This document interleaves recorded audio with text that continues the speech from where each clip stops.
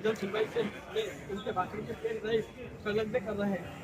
सैयद निसार अली हमेशा से भीड़ एकत्रित कर प्रशासन पर दबाव बनाते हैं और अवैध गतिविधियों करने वाले लोगों की मदद करते हैं। प्रशासन से इस पर देशद्रोह की कार्रवाई की जाने की मांग करते हैं।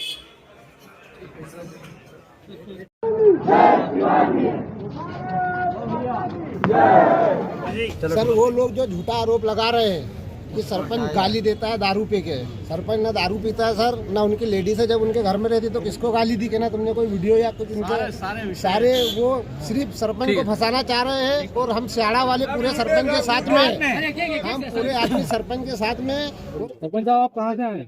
ग्राम सियाड़ा से। क्या समस्या है आपकी, क्या मामला पूरा बताइए। मेरी समस्या ये है कि आए दिन ये परेशान करते हैं और मेरे बच्चों पे इल्जाम लगाते हैं कि गाली गलौज करते हैं। ऐसा कुछ नहीं है। बाकी ये सब्बू और रहीम और मतलब कलीम ये सब परेशान करते हैं और अवैध मतलब हमारे पे वो लगाते हैं, अवैध कब्जा करके बैठे हैं जमीन पे। पंचायत में जब हैंडवर्क कर दिया है पंचायत को प्रशासन ने, तो हमने उनसे जाके बोला मेरे बच्चे ने कि भाई ये शादी किस लिए कर रहे हैं। पहले तो सब्बू को फोन लगाया था और बोला था कि भाई ये कार्यक्रम क्यों हो रहा है। सब्बू ने बोला कि भाई चादर चढ़ रही है। चलो ठीक है, चादर तुम्हारी चढ़ रही है, चढ़ा दो। इसके बाद उन्होंने वहां पर टेंट वेंट सब लगा के भोजन वोजन बनाया और चादर वादर कुछ नहीं चढ़ाई, सब कैमरे में आ गया है और हमने पेन ड्राइव सर को दे दी है। और इसके कारण उन लोगों ने हमारे बच्चे पे आरोप लगाए हैं कि गाली गलौज करता है। जबकि उस रोज ग्राम बकराड़ा में वो हुई थी, मतलब घटना हो गई थी, शंकर सिंह की मृत्यु हो गई थी। इन्हीं लोगों ने मतलब मृत्यु कर दी थी। इसलिए मतलब हमारे बच्चे को फंसाया गया। उस रोज तो पूरा दिन वो वहां रहा। इसके बाद 2:30 बजे उनका अंतिम संस्कार हुआ। इसके बाद घर आए, घर आने के बाद पूछा कि मम्मी, इन्होंने सब्बू ने फोन पे बोला कि भाई हमारे यहाँ से जाबिर या सब्बू 2 जन कोई भी हम आएंगे और सरपंच साहब से अनुमति लेके और हमारा कार्यक्रम करेंगे। बोले ठीक है। ऐसा करके वो बकराड़ा चलेगा। वहां से आया 2-2:30 बजे 3 बजे के करीबन में। फिर बोला उसने कि मम्मी कोई आया था। मैंने बोला कि नहीं भाई कोई नहीं आया। फिर सब हम कंप्लेंट करने गए और थाने में जाके उनकी शिकायत करी। जिसने शादी करी है उसका नाम दर्ज करवाया और हमने उनके कंप्लेंट की। आज यहाँ क्यों आना पड़ा आपको, इतनी संख्या में क्यों आए? आज इसलिए ये संख्या में आए हैं कि ये लोग हमारे पे आरोप लगा रहे और जो खंडवा के काजी साहब है वो माहौल फैला रहे हैं। हपला धपला का यहाँ पर प्रकरण रख के और माहौल फैला रहे हैं कि मतलब दंगा करवाए गांव में और लड़ाई झगड़े करवाए और उनको पनाह दे रहे हैं कि मतलब तुम लोग ऐसे करे। और उसने कलीम ने क्या बोला था कि यहाँ पर हम हथियार उठाने के लिए भी तैयार है। तो हथियार उठाने के लिए तैयार है तो प्रशासन काहे के लिए बैठा है? प्रशासन इसीलिए बैठा है। हम तो बोलते हैं कि भाई प्रशासन के खिलाफ हम नहीं जाएंगे। आप लोग को जाना है तो आप जा सकते हो, आपकी जैसी मर्जी। आप जनता जो भी निर्णय करे प्रशासन वो हमको मंजूर है। क्या चाहते हो आप? हम चाहते हैं कि हमको न्याय मिले, सही न्याय मिले हमको। और उसी प्रकार हम वो आदेश के अनुसार हमारा काम कर रहे हैं। हमारी ग्राम पंचायत काम कर रही है। परिचय दे दीजिए आपका। हाँ। क्या नाम है आपका? प्रेम, मेरा नाम कोकिला, सरपंच है श्रीमती कोकिला। कौन से गांव के सरपंच हो? मैं सियाड़ा की सरपंच हूँ। पीर बाबा चौक में हमने ये बात रखी है कि मतलब पंचायत से रसीद अनुमति ले लो। इसके बाद में अब कार्य जो भी करना चाहते हो, शादी हो या धार्मिक कार्य हो, जो भी हो वो करना चाहते हो कर सकते हो। दोनों समाज के कर सकते हो। ऐसा नहीं कि इन्हीं को, सबको, सबके लिए हमने किया है। या तो कुछ हमारे लिए थोड़ी हमने किया है, गांव के लिए, जनता के लिए किया है। पंचायत से अनुमति ले। कारण यह है कि पूरे देश में जो अराजकता फैलाई जा रही है कट्टरपंथियों के द्वारा, उसी का एक उदाहरण खंडवा में भी पिछले कुछ दिनों से देखने को मिल रहा है। क्योंकि जो कल लोग ज्ञापन देने के लिए आए थे उसके अंदर निर्दोष लोगों के 5 लोगों के उन्होंने नाम दिए हैं, जबकि दोषी वो लोग हैं, संविधान के हिसाब से वो लोग चल नहीं रहे हैं। जिस दिन बकराड़ा में हत्या हुई थी उसी दिन इन लोगों ने सियाड़ा में पटाखे फोड़े शिवाजी चौक पर, और स्टेटस भी फेसबुक पे उन लोगों के द्वारा डाला गया।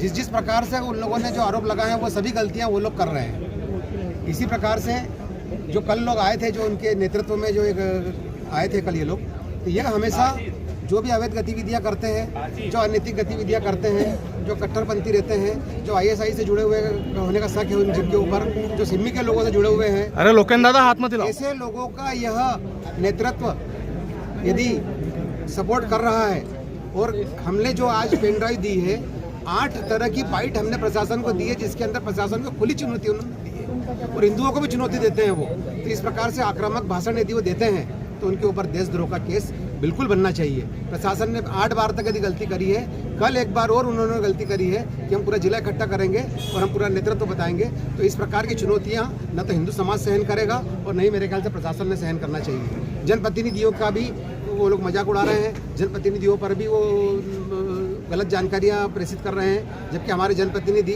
बहुत ही अच्छे हैं। हमारे सभी जनप्रतिनिधियों ने संविधान के हिसाब से ही महाराणा प्रताप का और शिवाजी महाराज की मूर्ति का अनावरण किया था। इस प्रकार की यदि अवैध गतिविधियों में यदि इस प्रकार के संलिप्त यदि होते हैं, तो हम जो आज पत्र दे रहे हैं कोकिला बेन के माध्यम से, और 5 गांव के सरपंच और उसमें दस्तखत करे हुए हैं, सभी पर कानूनन कार्रवाई होना चाहिए। ये विवाद की जड़ क्या है असल? विवाद की जड़ तो कुछ है ही नहीं, वो लोग अतिक्रमण कर रहे हैं, अतिक्रमण प्रशासन हटा रहा है। विवाद की जड़ बस यही है। मैं कह रहा हूँ प्रशासन को, यदि वहाँ का सरपंच बोल रहे हैं, वहाँ का सचिव बोल रहा है कि आप रोज 365 दिन वहाँ पर आपकी धार्मिक आयोजन और सब करो, हमको कोई दिक्कत नहीं है, बाकी आपको उसकी रसीद बनाना पड़ेगी। रसीद बनाकर यदि वो करते हैं तो कोई प्रॉब्लम नहीं है। कोर्ट का आदेश भी नहीं मान रहे हैं, यहाँ पर पुलिस अधिकारियों को नाम सहित चुनौती दे रहे हैं, जनप्रतिनिधियों को चुनौती दे रहे हैं। यदि शिवाजी महाराज की प्रतिमा यदि लगी थी तो हमारे यहाँ नारा लगता है जय भवानी जय शिवाजी। भवानी का मतलब हमारे यहाँ शस्त्र होता है, और शस्त्र यदि हमने शिवाजी महाराज को चढ़ाए हैं तो वह हमारा धार्मिक रीति रिवाज था। धार्मिक रीति रिवाज के अनुसार हम लोग यदि शास्त्र की पूजा करते हैं तो शस्त्र की पूजा भी करते हैं, हम देवता की पूजा भी करते हैं, हम पशुओं की पूजा भी करते हैं, हम वृक्षों की पूजा भी करते हैं। हम तो शांतिप्रिय तरीके से पूरा संविधान के हिसाब से कार्य कर रहे थे, बाकी इन लोगों को ये सब बातें हजम नहीं हो रही है। और अधिकारियों को अब कार्रवाई कानूनी, अब भी यदि नहीं करता है प्रशासन तो फिर इसका मतलब मौन धारण करना अच्छी बात नहीं है। देखिए, पूरा मामला कुल मिलाकर कब्जे का है, और प्रशासन ने जब कोर्ट के आदेशों का पालन करते हुए ग्राम सिहाड़ा में किसी एक जगह का विकास हेतु, ग्राम के विकास हेतु कब्जा हटाया, और सरपंच को समाज और जनता इसलिए चुनती है, जनप्रतिनिधि, कि वह गांव का विकास करे, और उस गांव की मंशा अनुसार स्वराज के लिए वहां पर शिवाजी की प्रतिमा का अनावरण करके विधिवत तरीके से उस चौक का नाम शिवाजी चौक रखा गया। अब शिवाजी चौक नाम रखने के बाद योजनाबद्ध तरीके से कार्यक्रम के 1 दिन पूर्व कुछ वहां के संगठित अपराधी योजना से कुछ युवकों को भेजते हैं, शिवाजी के सामने पटाखे उड़ाए जाते हैं, और पुनः नारा लगाया जाता है पीर बाबा चौक हमारा हुआ। अबे तुम्हारे बाप का नहीं हो सकता। जब औरंगजेब ने औरंगाबाद का निर्माण किया, स्थानीय शासन प्रशासन ने उसका नाम संभाजी नगर रखा। अब संभाजी नगर को कोई चैलेंज करेगा तो क्या प्रशासन उसे छोड़ेगा? बिल्कुल नहीं छोड़ेगा। प्रशासन ने उठाया, उनके नीचे डंडा डाला, और जितने भी आएंगे इस प्रकार की हरकतें करने कि शिवाजी चौक को फिर से, अरे भाई तुम्हारा पीर बाबा बैठा है, जाओ अगरबत्ती लगाओ, पूजा करो, पाठ करो, खूब हिलो डुलो, तुमको किसी ने मना थोड़ी किया है। पर आप उसको फिर से शिवाजी चौक हो गया, और इतने बड़े बहुसंख्यक हिंदू समाज को, जो कि वैधानिक तरीके से निर्णय लिया गया, उसको आप चिढ़ाओगे, मतलब आपकी योजना है। और उसी दिन पास में गांव बरकराना में इसी भी प्रकार के असामाजिक तत्वों द्वारा एक शंकर की हत्या की जाती है। शंकर की बॉडी वहां पर न्याय के लिए पड़ी है। दूसरी ओर आप 6 किलोमीटर दूर पटाखे फोड़ रहे हो, दूसरे दिन आप वहां पर वैवाहिक कार्यक्रम भी जबरदस्ती कर रहे हो कब्जा करके, और यहाँ के बड़े बड़े जनप्रतिनिधि आ रहे हैं, चैलेंज दे रहे हैं जिले को बुला लेंगे। अरे वाह यार, तुम जिले को बुला लोगे तो हिंदुओं ने क्या हाथ में चूड़ियां पहन रखी है क्या? बिल्कुल नहीं पहन रखी है। अगर संविधान को अपने हाथ में लोगे तो सबसे पहले तो प्रशासन के डंडे से बच नहीं पाओगे। और वो जनप्रतिनिधि आके हमारे अपर कलेक्टर साहब को इस प्रकार की धोस दे रहे थे जैसे कि प्रशासन के अलावा यहाँ पर समाज है ही नहीं। अरे भाई, समाज भी जिंदा है।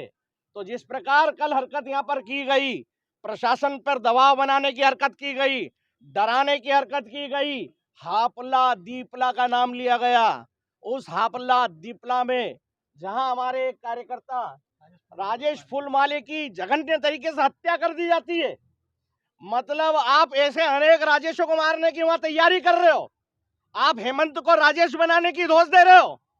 अगर हेमंत बन के राजेश बनकर अगर तुमने वहां इस प्रकार की कोई हरकत की तो ये पहले वाला खंडवा नहीं है, ये मोदी जी वाला भारत है, ये योगी जी वाला भारत है। ये क्रिया के प्रतिक्रिया,